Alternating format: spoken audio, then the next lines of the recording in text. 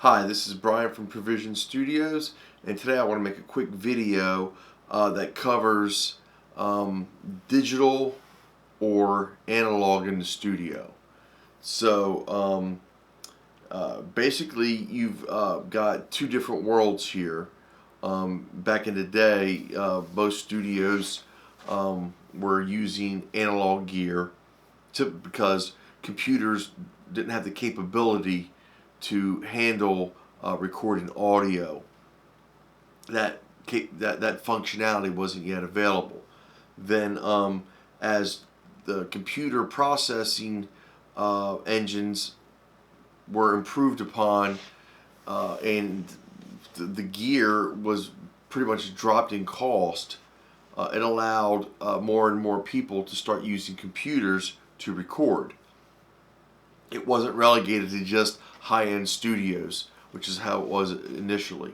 So the world of recording was able to come into the bedrooms, living rooms, and dens of many normal Americans that didn't have these bottomless budgets. And that sort of changed the recording industry. Analog has always been there. Analog, in my opinion, will always be there. As a matter of fact, we're even seeing a return now to vinyl records. That's just simply because that sound, that quality is always kind of going to be revolving around.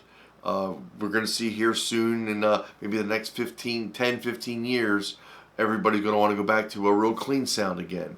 They're not going to want this saturation and the distortion and things that can happen from using analog gear or sending things to vinyl records.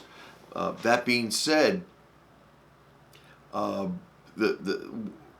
someone would say, well, what would you say is the best approach? Should I go digital or should I go analog?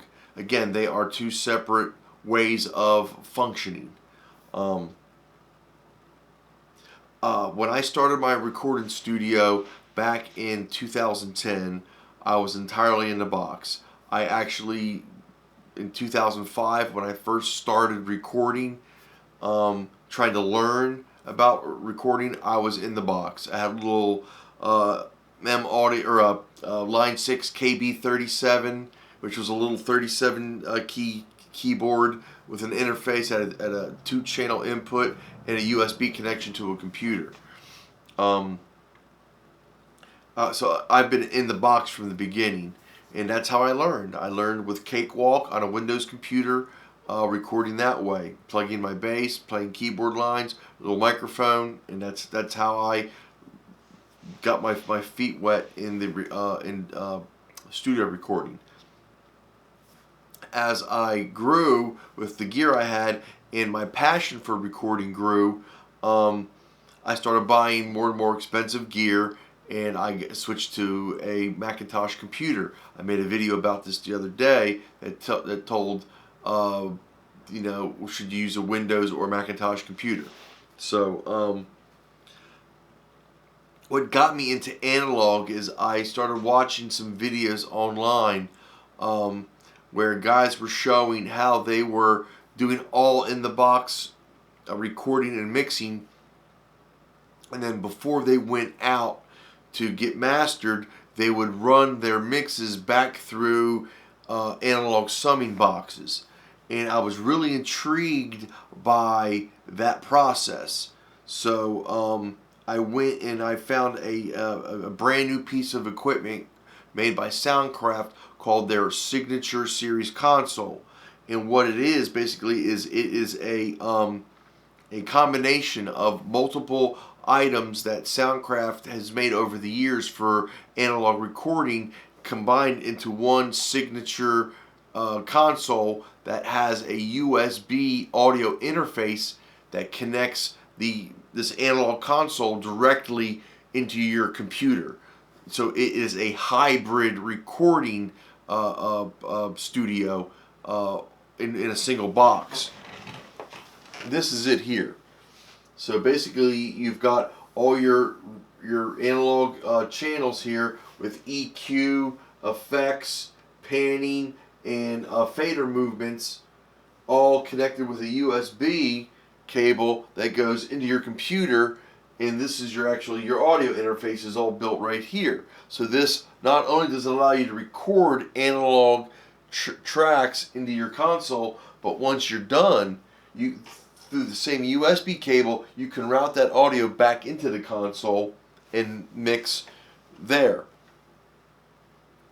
So what I do is I'll go and record on the console, take my mix inside of Pro Tools or whatever my DAW is that I'm using at the time.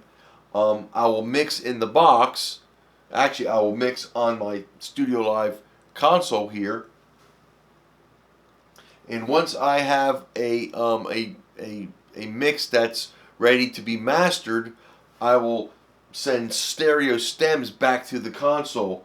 Drums, bass, guitars, keyboards, vocals, effects, and anything else that I may have, and then create a final pre-mastered stereo file that'll then go into Harrison Mix Bus, where I master all of my audio. So to me, that is the best of both worlds, is working in a hybrid fashion. It really takes, to me, you're bringing your audio in analog to begin with. So you're getting that robust depth and that headroom that analog gives you, and you're getting into the digital realm, and you start mixing there, and that is, to me, where analog sort of has its downside, is sort of with if you're recording the tape and you have to do all that editing, doing all of that inside of your computer, inside your DAW, you have so many more options. You really have no limitations other than your own imagination. You don't have to have a lot of experience learning a tape machine or a DAT machine to edit stuff in order to get your vision fleshed out. Knowing just a little bit about a DAW, you can go right in, you can start mixing with some plugins, and you can get some fantastic results that would take you years to learn how to do on the analog side of it. That's not to say that that is a bad thing. The technicians that came out and did that kind of work, to me, those are the true geniuses of recording. Being able to do some of the things digitally in the box right now, to me, it really is, it's cheating in a way, because we are cutting so many corners than what those engineers had to do back in the day. You see a lot of people taking audio that may not be the highest quality, and actually really doing some amazing things with them in the box. After that, you've got this great digital mix, and let's say you want to add some saturation or some warmth or a stereo spread to it that an analog device can only impart. This is where this hybrid console really gives you more bang for the buck, because then once you're done, you're not done. You run your audio back through this console, and you get this amazing depth that you otherwise would not have been able to get through analog modeling, digital modeling of analog gear. It's just not able to give you what you get by running it through an actual analog circuit. So to say what is better, analog or digital, I think we both know that depends on the artist. There's certainly certain styles of music that will always sound better analog, and there's certain styles of music that no matter how they're recorded, they are meant to be done in the box. That's the way that they're going to sound best. For me, in my studio, having the Soundcraft Signature Series console really has opened up my studio to be able to record many more styles of music. being just in the box. I tried to record a couple artists here and there, and I wasn't able to do them justice. That I'm sure a lot of that was my limitations as a recording and mix engineer. But I did find that when I got the Soundcraft console, I was able to do more with similar artists that I wasn't able to do before I got the console. I recorded a band all in this room one time, and actually they're getting ready to come back here in a couple weeks. I'm excited for that. And I wasn't sure I'd be able to do it with all these musicians in my room, but running them through this console, I was blown away at how this just ate up all the audio that was going into it. It's so I would say hybrid is really to me the best way, because it takes the pros of both and mixes them together and allows you to get the best of both worlds. But I don't want to sit there and tell you that you have to have a hybrid console to get great recordings.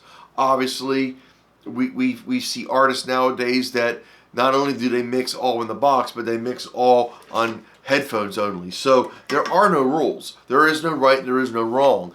The only thing I would say is don't do something that someone tells you to do because they say it's the right way.